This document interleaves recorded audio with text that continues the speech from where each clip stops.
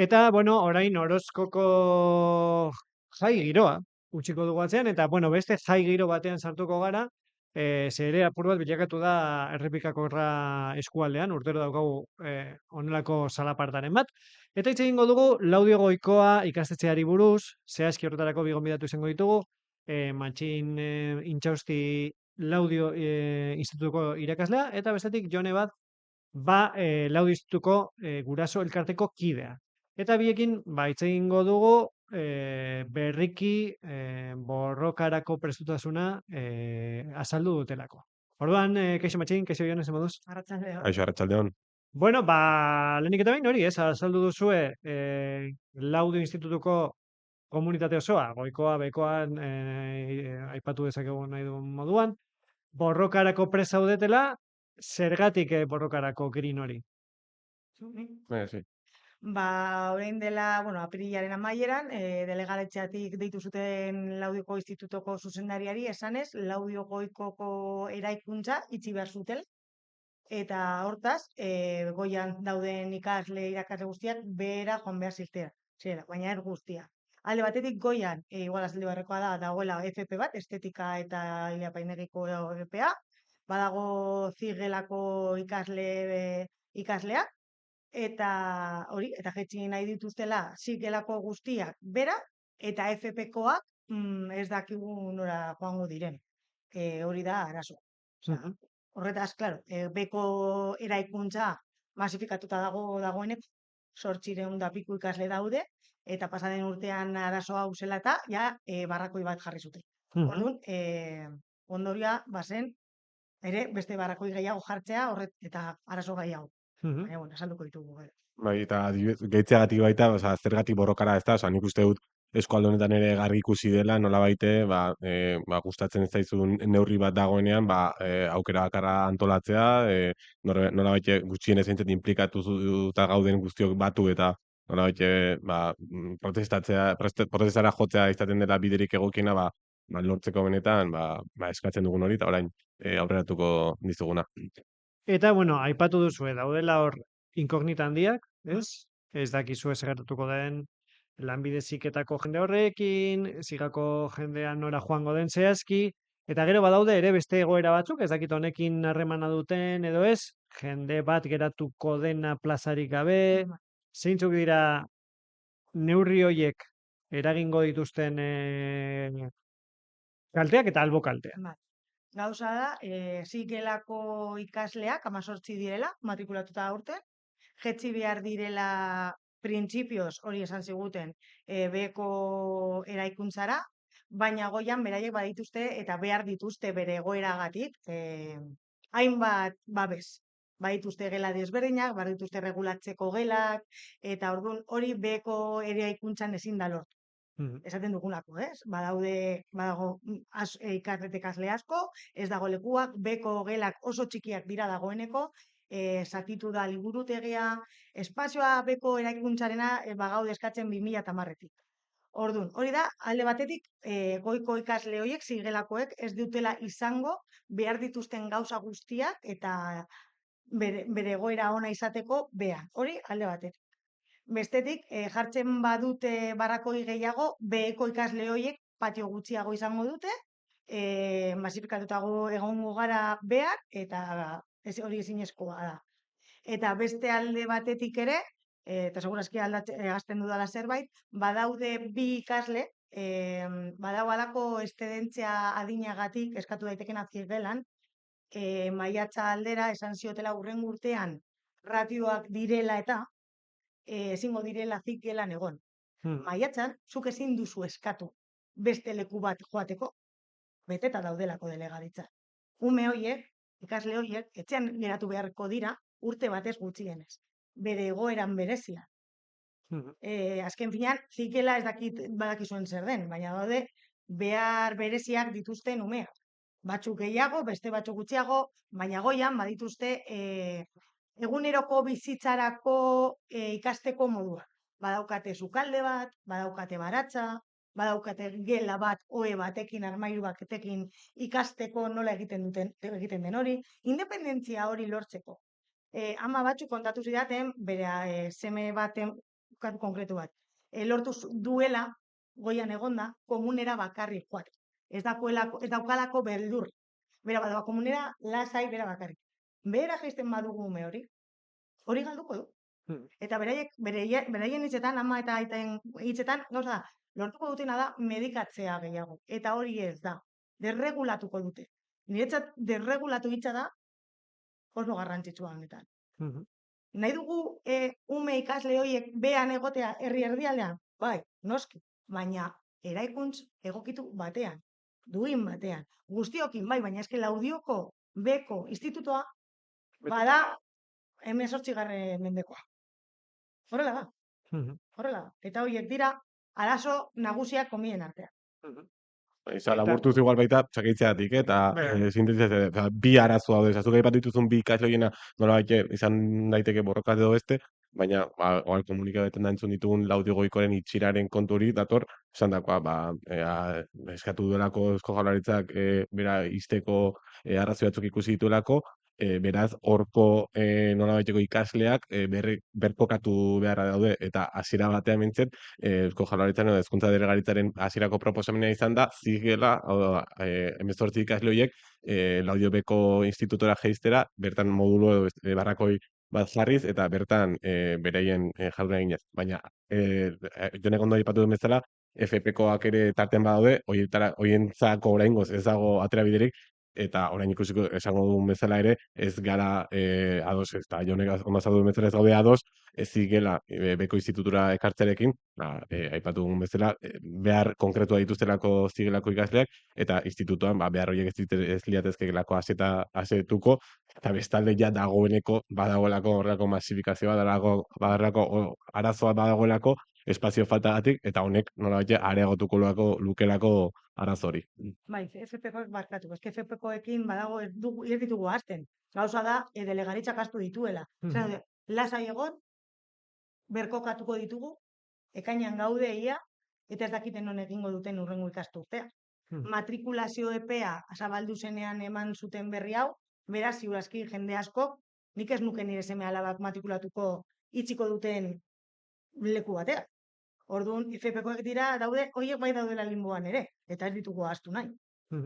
Eta gero, aipatu duzue, alde batetik itxieraren kontrako mobilizazioa edo diskurtsoa, eta bestetik badago beste kontu bat dela zuen aldarrikapenak apurua lotuta institutoaren egoerara. Hori da. Bai, Euskal Eskola Publikoa ahaztuta dago, institutoa barne, inbertsioa behar du, badaramagu ez dakit zenbat urte entzuten espazio arazoa konponduko dela jaiotze tasa beherara joaten den momentuan, ematen du, bera egin duela, baina ez dakit zenbat urte itxaron beharko ditugu, espazio hori ikusteko institutoan. Eta naiz eta espazioa ikusi, eraikuntza ez baldin badago bere egoeran, ez badugu inbertitzen, hemen beti dago dirua, perditu. Ez baditugu gauzak konpontzen eta ez baditugu espazioiek egokiak egiten, institutuan badaukagu alako zementozko patio bat, tristea baino tristea. Eta iturria jarri dute aurten. Eta gelak hori esan bezala, liburutegia zatitu dute, laborategiak galdu dira, badaude gela batzuk goiko pisuan, L forman eta ezin ditira dela ia klaseik egon, badaude 30 gradutan edo 35 gradutan orain, Bilbon ikusten ditugun bezala, alakoak Laudion badaude ere. Orduan gura aldarrikapena da, bai, honako larrizko arazoa konpondu behar dugu, baina arazo garrantzitsua da, inbertsioa behar dugula Euskal Eskola Publikoan Aiaraldean. Eske Aiaraldea, Alaba izango ez balitz bezala. Bai, nik uste, esango nuke baita, claro, gu aste honetan konstituitu gara pixka bat asanblada borroka talde moduan. Orduan, egia da aldarrikapenei dagokienez ere oraindik fintzeko gaudela. Oraingoz, kalean atzo adibidez kontzentrazioan atera genuen pankarta izan zen barrakoirik ez, soluzio orain, batez ere puntu zentrala da, arazo bat dago, hau da, badirudi itxi nahi dutela Laudio Goikoarekin eraikina eta beraz, berkolokatu behar direla ikasleak beste zenbait tokitan. Orduan, hori hala bada, hau da, benetan gaizki baldin badago eraikina, guretzat soluzio egoki bat da, ikasle guztien eta hezkuntza komunitateen beharrak erantzungo dituen eta asetuko dituen soluzio bat. Ez dena, zigela beheko institutura ekartzea, eta beraz hori transformatzen da barrakoi bat gehiago izatean. Orduan, nolabait konsigna nagusia, soluzioa da orain, arazo honi eta soluzio horrek izan ditala bermeak hezkuntza komunitatea dituen beharrai erantzuteko. Eta hortez aparte, orain pixkanaka ere hor dago, Jonek aipatun auzi hori, ezta? Osea, hau ez da kasu aislatu bat edo interesgarri izango zen zergatik hezkuntza publikoetan gertatzen ari diren horrelako kasuistikak, ezta? Inbertsio falta batekatik, nolabaiteko borondate politiko falta batekatik, kalitatea jaistea eta horrelako irazpen ezberdinak gertatzea. Gero, heldu diezaiokegula galdera horren erantzun posibleak zein diren eta erantzuten aber zergatik gertatzen den hori hezkuntza publikoan. Zuen uste zergatik gertatzen ari da hezkuntza publikoan. Ez dut politikoen ez dakit. Azken finean, guztia dirua ez dakite eskola publiko txikiekin gehien bat gainera amaitu nahi duten. Egia da, adibidez, Laudio Institutotik proposamen bat egin zela delegaritzan FP gehiago izateko eta honela inbertsio gehiago izateko, eta argi utzi zuten inbertsio horiek hiriburuetan egingo zela. Egia da, Aiaraldean ere borrokak esan ditugula eskola txikiak itxi nahi dutelako eta urtero zuk esan duzun bezala daukagula bat. Baiar eta herri eskolako 2 urteko gela itxiko eizteko asmoa, Lamusako eskolarekin, orain institutoa, nire ustez privatizatu nahi dute guztia, bere onerako, eta hori da nire iritzi propioa. Ez lehiz hartuko bere jenal horretan, igual egon gaitezke damarrak arte.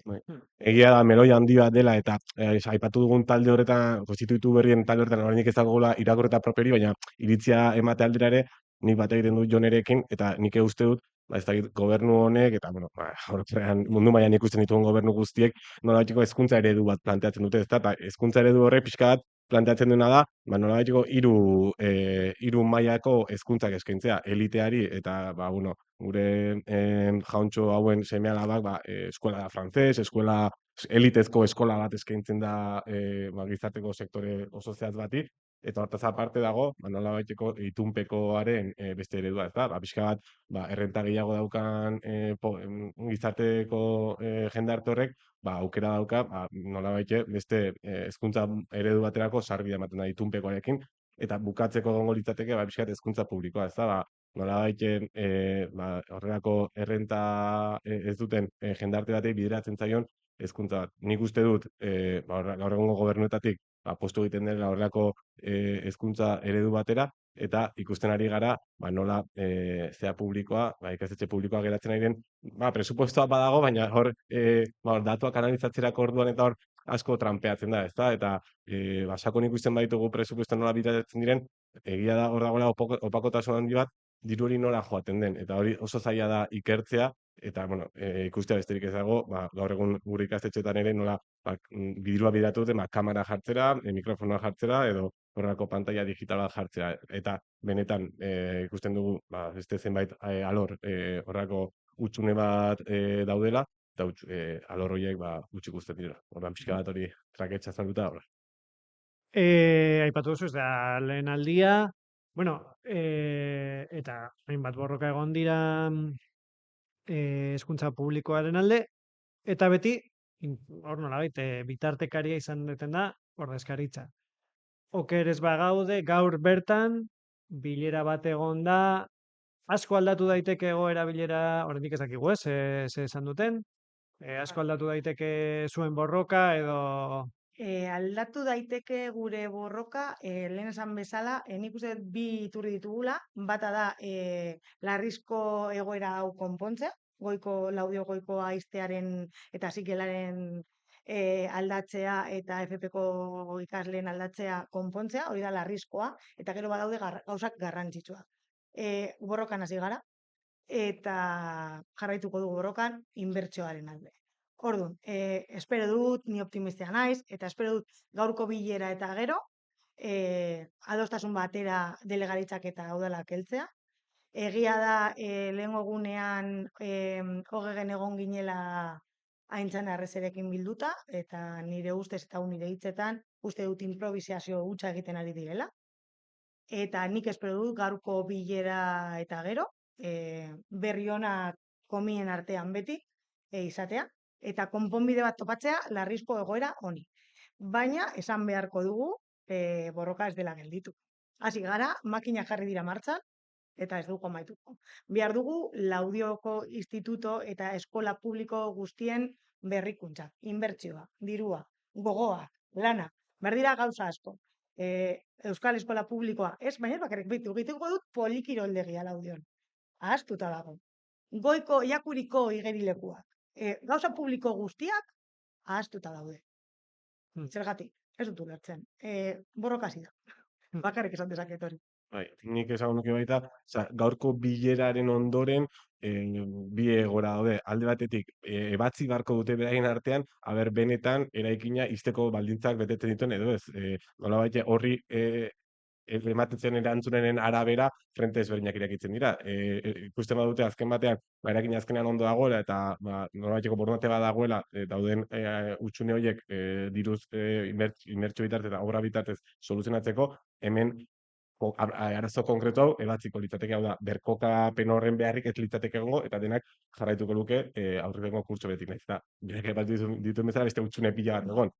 Baina nolabait galdera horren erantzuna ezezkoa da, bera, hau da, eraikina gaizki baldin badago, hor meloi handi bat irekitzen da, eta ikusi hartu gaur ze atera bide ematen dioten. Guk garbi esan dugu, guk marra gorri bat daukagu, eta hori da, ez, ikasleen beharrak asetze ez dituen proposamen bat ez dugu onartuko, eta gure ustez zigela, konkretuan ditzen da, zigela, Laudio Institutuko beko eraikinera eramatea, marra gorri bada ez duelako ikasleen beharrak betetzen, eta horrek ekartzen duelako modulo edo prefabrikatu gehiago jartzea. Orduan, alde batetik hori marra horre, eta beste batetik gertatzen da FP ikasleekin. Orduan, uste dugu, bueno, eta zerbait gehiago erantzi nahi duzuen egoera honi? Ba, nik uste dut, aipatu ditudan erantzunen arabera guk ere modu bate edo bestera jokatuko dugu. Esandakoa, asetzen bagaitu proposamenak, soluzioa neurri batean ikusten badugu iritsi dela, hasi bezain pronto itxiko dugu esaten da bezala pertsona, baina erantzuna ez baldin bada gustukoa, diegoteko aurrera begira egingo ditugun deialdietara, jarraituko dugulako soluzio duin baten bila auzi honen inguruan. Ni bakarrik gehitu nahi dut ez dugula astuko Euskal Eskola Publikoa, bakin gurea dela herri ona eta herri batek defendatu beharko luke beti publikoa den guztia. Hori da guztia. Erto, mil esker Jone, mil esker Matxin. Itxarongo dugu zuen urrengo mugimenduak, horren berri emateko, eta, jarralean bakizue, egingo diogula jarraipena. Mil esker, eta esango dut, ea ez den beharrezkoa, beste elkarrizketa bat gutxienez goiko ikastetxeari buruz. Edo berri onak kontatzera torriko gara. Bueno, edo berri onak, bakizu berri onak askotan ez direla albiste, tamales. Bai. Espero dugu berriro gurekin egotekotan, izateko, azaltzeko, segirten topatu duzu. Mil esker zuei. Mil esker, eta laster arte. Eta, gure ikuslei gogoratuko diegu, asteburua orate joka daukagula, izan dugu aingeru, apur bate azokaren berri ematen, baditugu beste ekintza batzuk ere agendan, eta nola ez, eskualdeko gorkotasun osoa jasoko dugu ere albistetan. Besterik gabe, gogoratu, aiaraldea.eus webgunean daukazuela informazio hori guztia, eta hurrengo astera arte, hemen egongo gara, azalera bideo podcastean berriro.